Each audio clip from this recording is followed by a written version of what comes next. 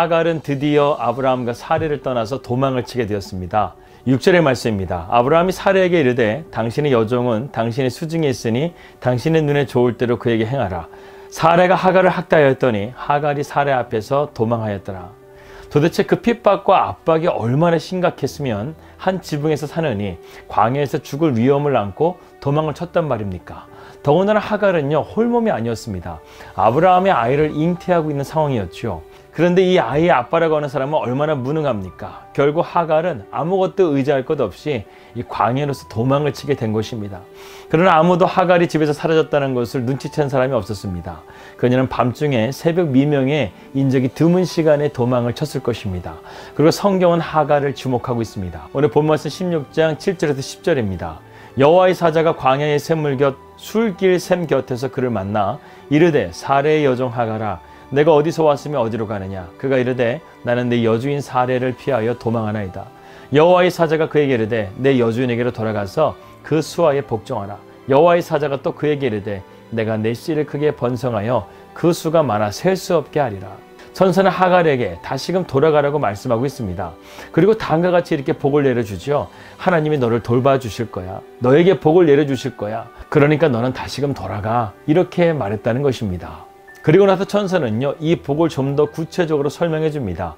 여호와의 사자가 또 그에게 이르되 내가 임신하였은즉 아들을 낳으리니 그 이름을 이스마엘이라 하라. 이는 여호와께서 내 고통을 들으셨음이라.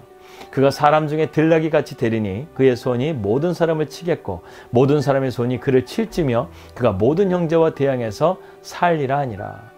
여러분, 여기서 들나귀의 모습이 우리나라의 문화권에 의하게 되면 우스울지 모르겠지만 고대 근동사회에서 이 들나귀는요, 그렇게 하찮은 존재가 아니었습니다. 들나귀는요, 자유분방하고 매우 공격적인 성격을 가진다는 의미를 가지고 있습니다. 그래서 하갈의 아들이 이스라엘과 영원한 분쟁을 일으키게 될 것이라고 암시하고 있는 것이죠. 아무튼 하갈은 자신에게 복 주신 하나님을 찬양하면서 나를 살피시는 하나님에 대해서 고백하고 있습니다. 창세기 16장 13절입니다. 하갈이 자기에게 이르신 여호와 이름을 나를 살피시는 하나님이라 하였으니 이는 내가 어떻게 여기서 나를 살피시는 하나님을 배웠는고 함이라. 이렇게 말씀했습니다. 또한 하갈은 하나님과 만난 사건을 기념하기 위해서 그 곁에 있는 샘을요, 부엘라 헤로이라고 말했습니다. 이 또한 나를 살피시는 하나님이라는 뜻을 가지고 있습니다. 그리고 이 하갈은 하나님의 이 축복에 힘을 얻고 용기를 얻어서요, 장막으로 다시금 돌아갑니다. 그런데 그녀는요, 이 광야에 갔었을 때의 비포와 애프터가 완전히 다릅니다. 이제는 사라의 핍박에도요, 견딜 수 있는 힘이 생긴 거예요. 하나님이 이 축복의 말씀을 붙들고요, 이 모든 것들을 견디며 이겨냈다는 것입니다. 그리고 하갈은 아들 이스마엘을 낳게 됩니다.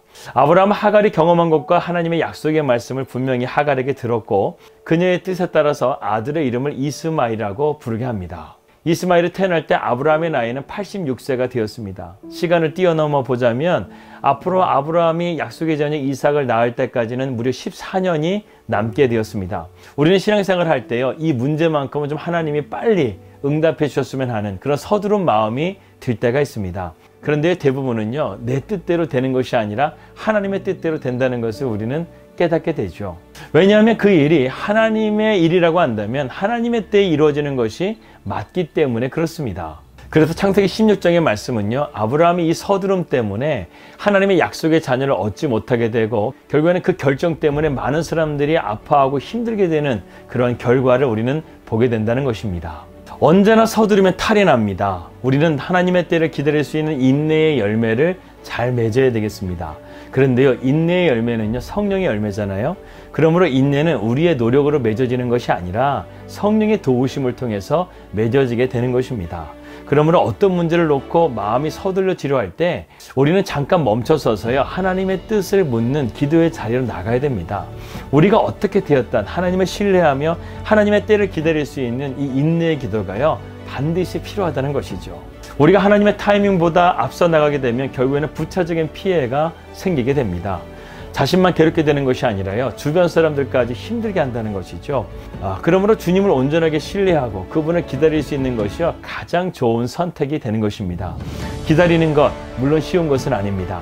엘리야는 3년이라는 시간 동안 사르밧 땅의 과부의 집에 그 다락방에서 3년 동안 치과하면서 기도하고 하나님 앞에 인내하는 시간을 가져야만 했습니다.